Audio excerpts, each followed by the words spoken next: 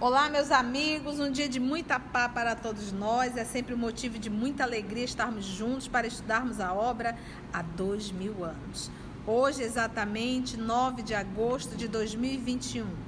Vamos solicitar para o nosso amigo Augusto fazer a nossa prece de abertura. Logo depois, a nossa irmã Aramita irá fazer a recapitulação do nosso estudo.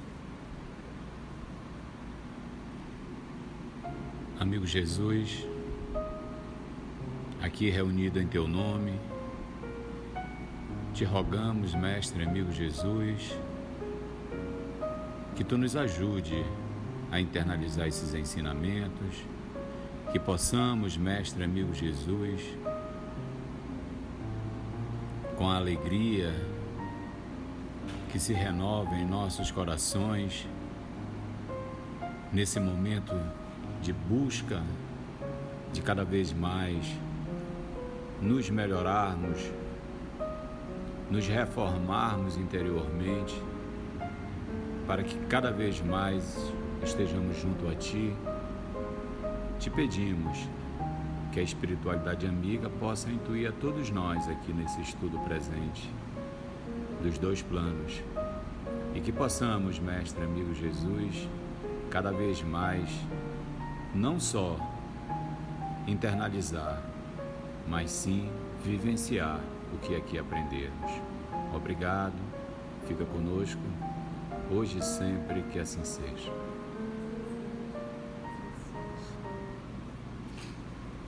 O ano de 58 está difícil para os nossos personagens que se caminham para o desfecho. No nosso estudo anterior, Flávia chama a Ana para ajudá-la, a ver o que houve com Agripa. E quando chega lá, a Ana vê Agripa numa poça de sangue. E antes de fazer qualquer coisa, ela vai e chama Públio Lentulus. Públio Lentulus, ao chegar, vê que Agripa já está morto e fica imaginando se foi o Plínio que fez isso, né? E ele tenta disfarçar ali com a Flávia a conversa, porque a Ana está ali, né? Mas só que a Ana diz que viu Saúl de Georas sair, né? Dos aposentos do Agripa. E o Públio fica pensando no que vai fazer, se ele vai reagir. Só que ele começa a chorar, a Ana se admira dele estar chorando, que ela nunca viu o senador chorando, e o senador pergunta dela o que Jesus teria feito, né?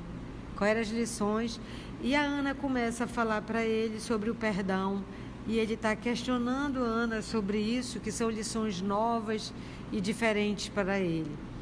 Então é nesse ponto que está na conversa de Públio e Ana.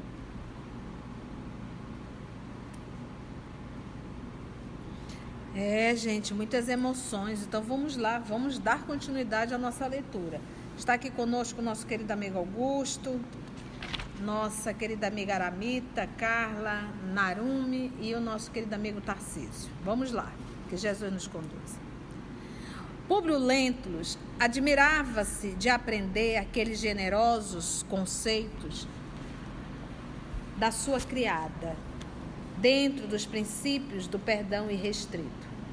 Perdoar nunca o fizera em suas porfiadas lutas no mundo, ou seja, em suas discussões, em suas contendas. Sua educação não admitia piedade ou comiseração para os inimigos, porque todo perdão e toda humildade significavam, para os de sua classe, traição ou covardia. Mudou? Não. Ainda é a mesma coisa. E lembrando sempre, perdoar é compreender o outro. Perdoar não é viver com o outro. Perdoar é não revidar. é compreender. Só isso. Esse é o nosso nível.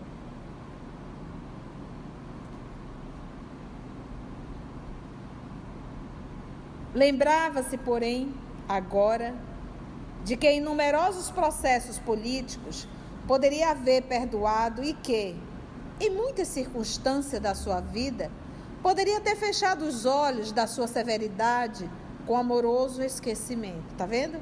Amoroso esquecimento. Sem saber a razão, como se uma energia ignorada lhe reconduzisse o pensamento aos tempos idos, suas lembranças se transportaram ao período remoto de sua viagem à Judeia, revendo com os olhos da imaginação a cena em que, com o seu rigorismo, escravizara impiedosamente um mísero rapaz. Sim, também aquele jovem se chamava Saul, e ele trazia agora o cérebro ralado por dúvidas atrozes. Entre aquele Saul, liberto dos seus amigos, e a figura de Plínio, sempre guardada no seu conceito, num halo de amor e generosidade. Perdoar? E o pensamento do senador se quedava em meditações amargas e penosíssimas, naqueles minutos angustiados e longos. Era, talvez, uma das poucas vezes na vida em que o seu cérebro duvidava, receoso de fazer cair a austeridade do julgamento sobre a fronte de um filho muito querido. Mas, saindo dessa apatia de alguns minutos, exclamou com resolução: Ana, o profeta Nazareno devia ser, de fato, uma figura divina aqui na terra. Eu, porém, sou humano e careço de forças novas para viver uma existência fora de minha época. Quero perdoar e não posso. Quero julgar, neste caso, e não sei como fazê-lo. Mas hei de saber decidir quanto à solução deste terrível problema. Farei o possível por observar os preceitos do teu mestre, guardando uma atitude de silêncio, até que venha a conhecer o verdadeiro culpado, quando então buscarei não julgar como os homens, mas pedir a essa justiça divina que se manifeste, amparando meus pensamentos e esclarecendo os meus atos. Lembrando, meus amigos, que esse diálogo entre Ana e o senador está acontecendo dentro do quarto da Agripa, que está morto. Estão ao lado do cadáver. Sangue. Porque lembra que ele jogou um punhal, né? Ele foi apunhalado pelas costas. Então imagina a dor que o senador não está sentindo, porque ele cuidou desses meninos como filho. E outra, quando o senhor Flamínio estava ali na beira da desencarnação, ele entregou os filhos nas mãos do Públio, para que ele cuidasse dos meninos. Lembram disso? E tinha para ele, essa decisão aqui para ele já é um avanço, né? Nem como. Eu não vou fazer nada por hora, vou esperar. Então, o que ele fala aqui, buscarei não julgar, mas pedirei a essa justiça divina que se manifeste, né, para amparar os pensamentos e esclarecendo meus atos. Já é um passo grande. Porque aí a filha acusou quem? Indiretamente o Plínio. Indiretamente o Plínio, porque ela não viu Saul. A única pessoa que viu Saul foi Ana. Foi a sorte que viu saindo. Foi a sorte. Foi a nossa alegria, que a gente até ficou aqui eufórico. Ui, ainda bem, alguém viu, né? É. Quero julgar neste caso e não sei como fazê-lo. Até porque uma coisa é você julgar o outro, a situação do outro. Outra coisa é você julgar alguém, você estando envolvido emocionalmente.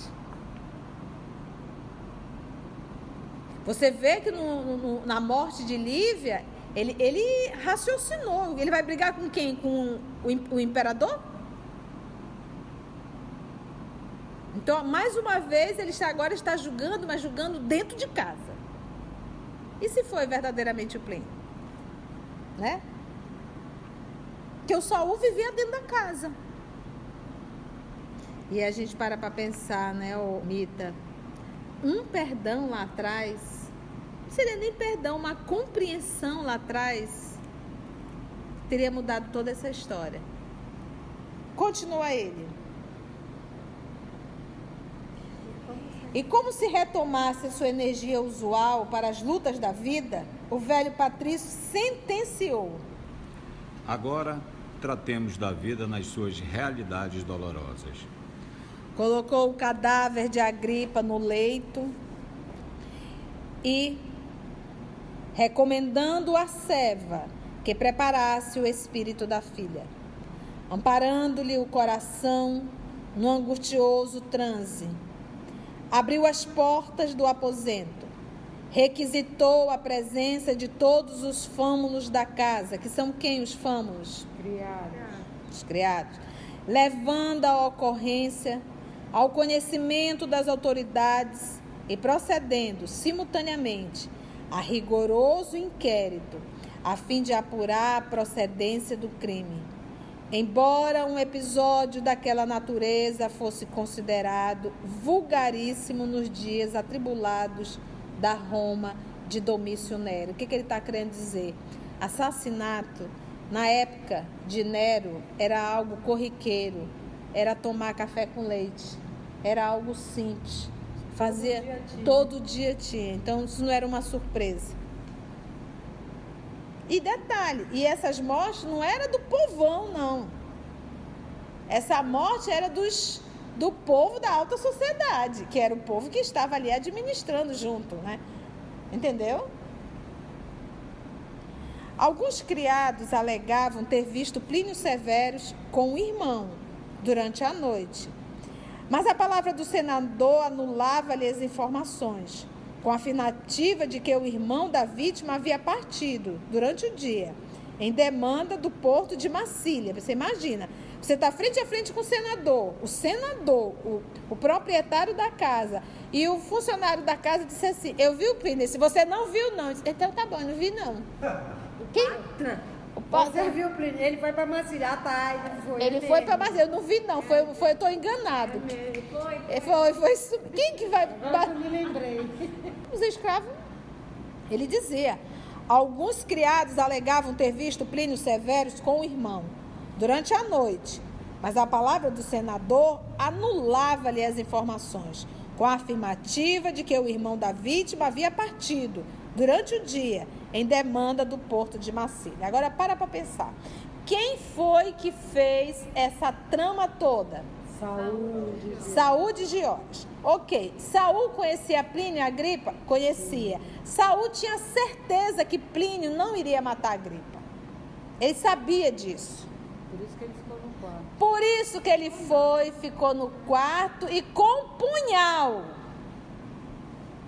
aguardando o momento exato.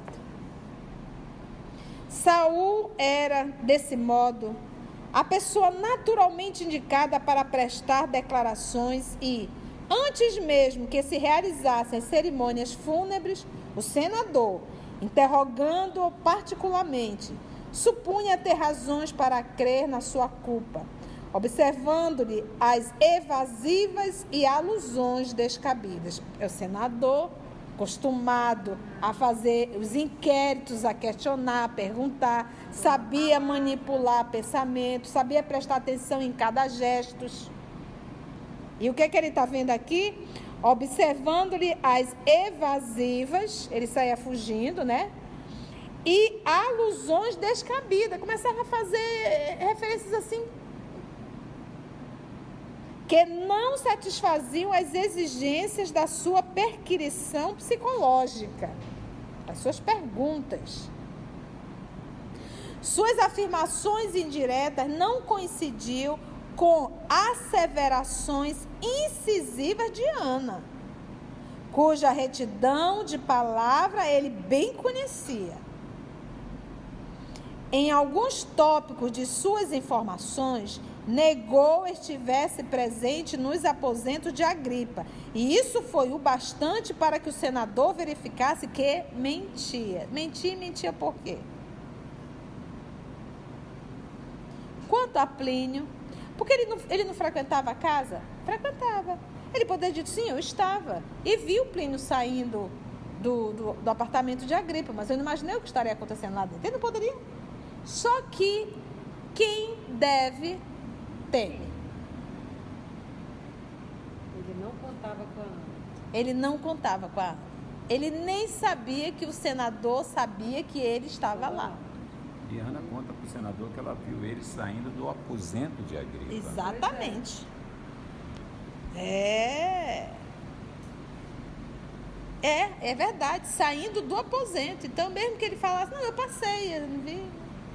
Não, ela viu ele saindo do aposento. Porque ele estava lá dentro, na cortina, preparado com punhal. Todo crime deixa vestígio. Todo crime deixa vestígio. Em alguns tópicos de suas informações, negou estivesse presente nos aposentos de Agripa. Isso foi o bastante para que o senador verificasse que mentia.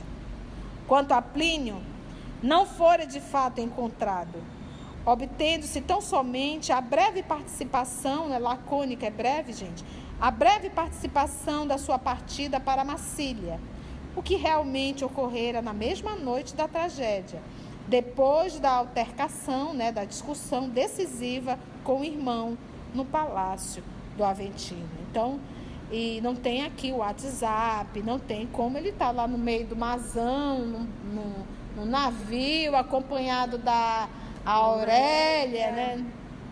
E assim, em companhia de Aurélia, demandava ele as galhas, em suntuosa galera, né? Pensa num barcão, né?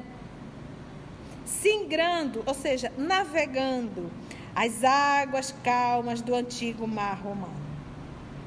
O senador, porém, apenas desejava ouvir melhor as confidências da filha, para arrancar a confissão suprema do mísero liberto de Flamínio, de cuja culpabilidade não tinha mais dúvida. E lembra que ela não contou para o pai que o liberto de Flamínio, Saul, assediava. Quando ela foi contar, ele deixou. Agora não.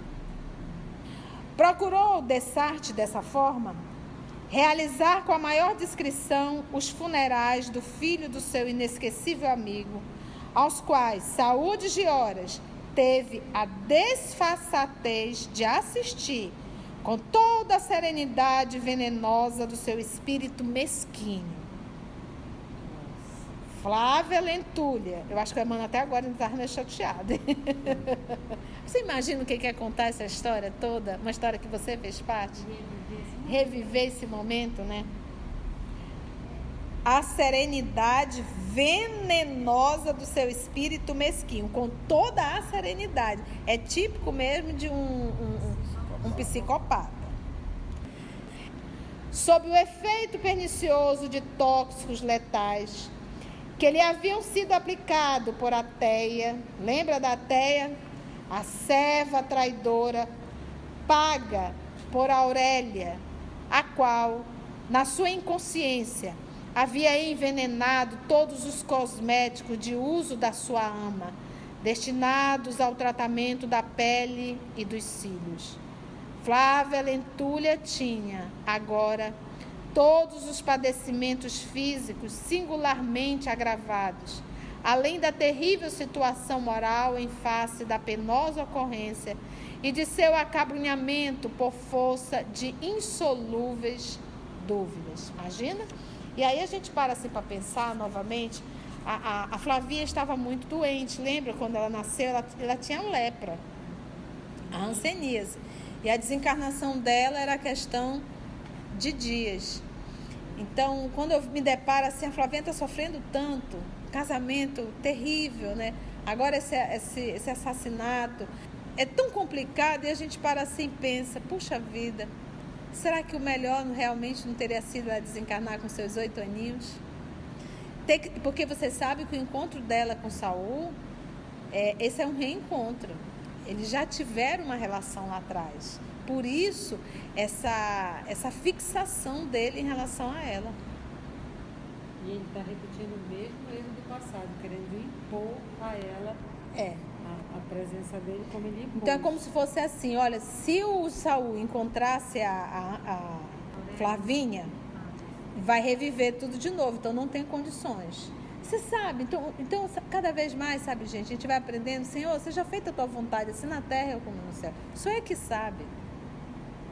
Porque a gente às vezes quer mudar, porque pedir obterei, né? Batei e a porta será aberta. Então, às vezes a gente pede com tanta insistência e a misericórdia divina atende, mas às vezes a gente tem que sofrer as consequências da nossa escolha. Ao invés de realmente aquilo que nosso Senhor Jesus nos ensina no Pai Nosso, seja feita a tua vontade, assim na terra como no céu. Então, o que parece pra gente terrível, talvez e quase sempre, está nos livrando de males muito maior. Às vezes é aquela situação daquele espírito, acho que é o Divaldo que conta, não me recordo, de uma criança que estava super doente, os pais solicitaram e acabaram atendendo. Essa criança acabou se recuperando.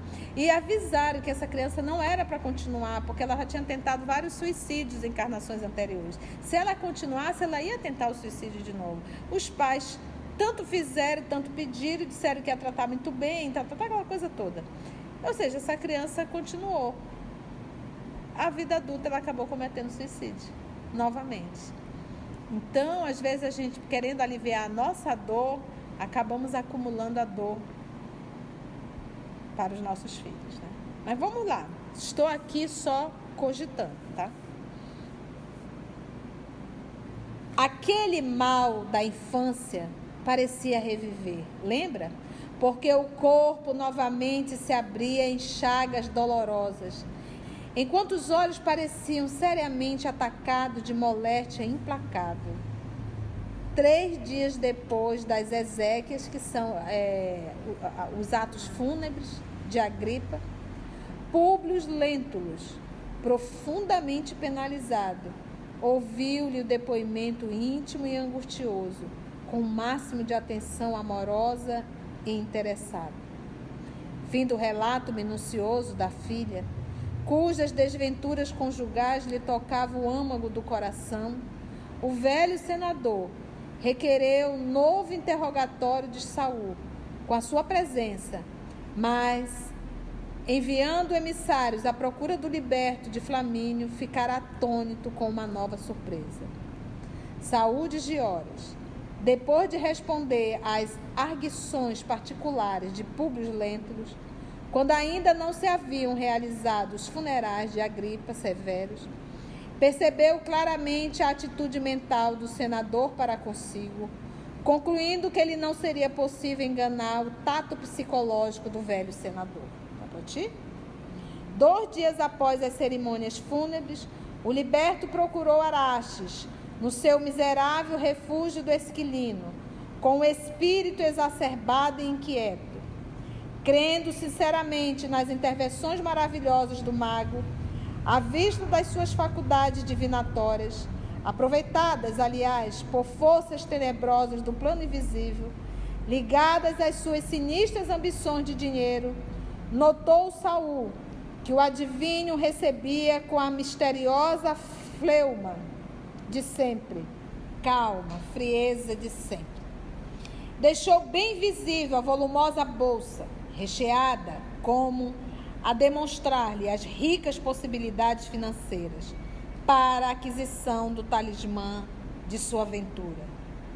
O velho feiticeiro, encarquilhado pelos anos, reconhecendo-lhe as disposições generosas, desfazia-se em sorrisos de benevolência ambiciosa e enigmática, parecendo devassar-lhe o olhar assustadiço e inquieto, com o fulgor estranho dos seus olhos móveis e penetrantes. Nossa, não tem fulgor. Nas traduções antigas, você não vai ter o com o fulgor estranho dos seus olhos móveis e penetrantes. Essa palavra fulgor estranho não está nas edições antigas, está na nova, tá? Então, em verdade, é com o seus olhos móveis e penetrantes, tá? Não tem fulgor e nenhum estranho. Cenas do próximo capítulo. Vamos ver essa história agora de Saúde de Horas com Araxes. Quantas lições, hein, gente? Agradecemos a Deus, nosso Pai. Agradecemos ao nosso Senhor Jesus o amor de nossa vida. E agradecemos a espiritualidade amiga por mais essa oportunidade concedida a todos nós. Agradecemos aos amigos espirituais que conduzem esse trabalho sempre. Obrigada ao nosso Pai, ao nosso Criador. Que assim seja.